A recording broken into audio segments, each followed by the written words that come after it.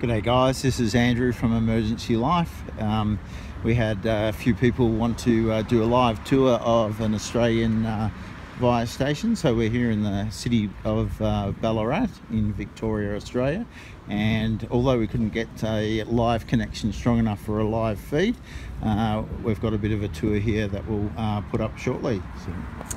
Hi there, welcome to Ballarat City Fire Station in Victoria, Australia, about an hour west of Melbourne. My name's Bowden Jose and I'm a leading firefighter here. Today I'm going to give you a brief visit of the station, and although we're not live, still feel free to get the questions coming through. So just a quick rundown, we do between about 1600 and 1800 calls a year.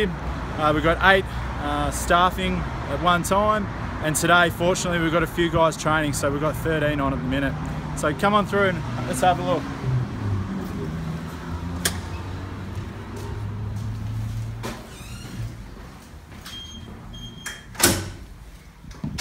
Obviously we're in the entry part of the station itself. Down here we've got a duty officer's room. We'll have a quick look. The role of this room is to look after the daily management of the station, whether it's the manning or it's other issues that need to be sorted out by the officer of the day. He's responsible ultimately for the station and also responsible for the turnout calls and what trucks to take, who's going to go, and those sorts of things alike. If we come back through this way, we've got the OIC's room. Just poke your head in there. Good afternoon. He's the boss. He's responsible for the station itself. Generally work a weekday shift, but if something was to occur that was major, then he'll be called in for the incident management part. We've got some history up here. The station itself is, I think we said, over 150 years old. This is its second site, and the other site is approximately down there by about 200 or 300 metres. Just moving through the station itself. Here's our tea room. This is a home away from home. This is where we cook our meals, we eat our food obviously, and we can store things alike around here. Pretty straightforward with what we've got. We'll just go for a bit of walk. We've got a bit of history along here, and we've also got a bit of more recent history, if we want to call it that. We'll head upstairs and have a quick look at some stuff.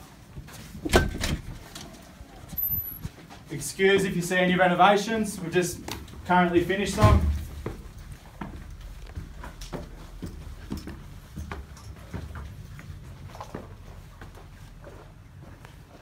So upstairs we've got a recently renovated gym. You can probably see some equipment in there that's familiar to what everyone else would have around the world. Great big area. We can have up to 8, possibly 13 people up here if there's a bit of downtime to work on our health and fitness. We'll move straight through to outside. Oh, well, we've got one more room up here.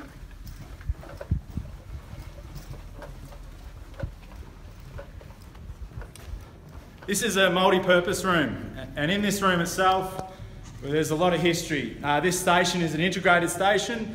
There's approximately 1,200 plus volunteer stations, and then there's about 35 plus integrated stations. So if we take a look along here, we've got some running certificates up here with some trophies along there, and they all date back to when the brigade first started. So if we take a look at,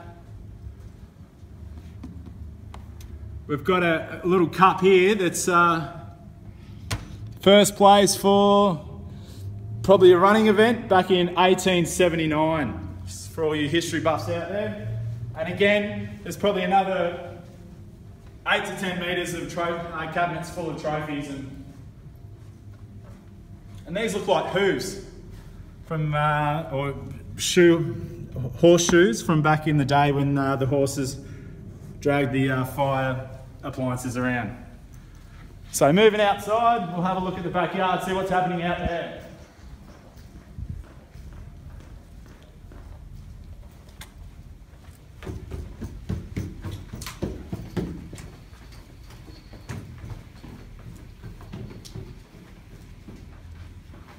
Here's a piece of history from the 1956 games where the rowing was in Ballarat, and there's a bit of a token from the Canadian rowing team. So out in the backyard, as I said, we've got 13 guys on today. A lot of them are training. You can see them using the appliance out there. We'll run through that soon. But if we walk this way,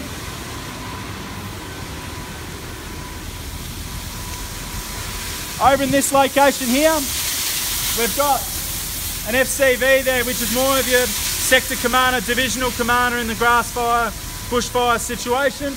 Beside that, there's a Hazmat Truck, which is pretty old now. It's probably older than I am. It's been on the market to get replaced any minute by now, but that's another issue for the day. There's another four-wheel drive vehicle here for ground observers. These guys, they go out into the bushfire situation, they map fires, they do fire investigations from there, they do it all by GPS, and yeah, they can give the fire behaviour, fire weather, those sorts of things that they need to do on the fire ground. If we look at this truck here, this is our urban firefighting appliance. This is, a lot of guys will know it as the house fire truck.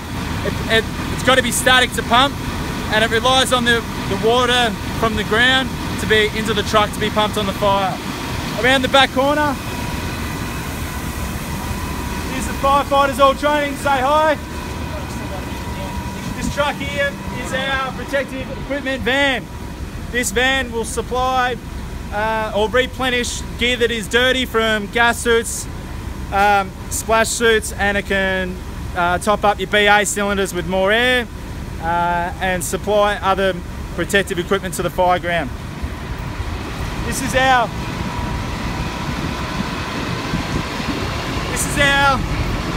tanker. This is a grass fire, bushfire truck. It pumps and rolls. If you've got 5 people who can go in that truck, and we run around and mop up grass fires and assist other guys with bushfires. So again, today we've got 2 guys who are doing their training on there.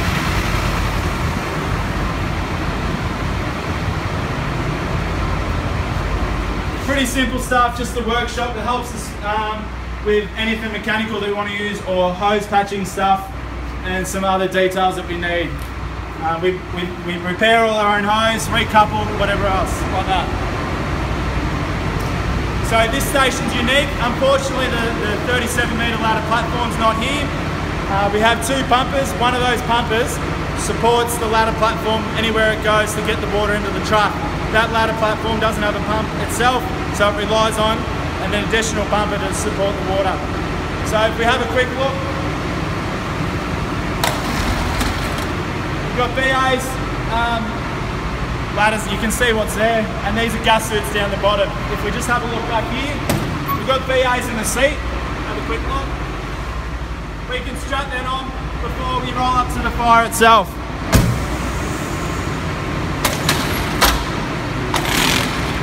More hose, heaps of hose, we all know that. Here's the panel itself. It's a rear panel. Water in and the water out on the sides. 4,000 litres a minute, this pump.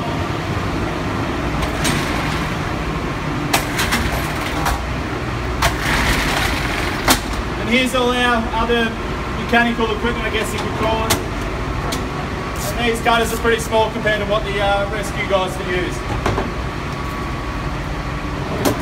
Just go to the front of the truck. And then... Rightio, so here's the fire appliance itself at the front.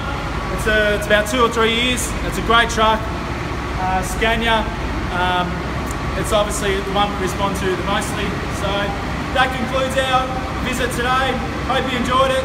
Feel free to ask questions. We'll do our best to answer them straight away. Thanks, guys.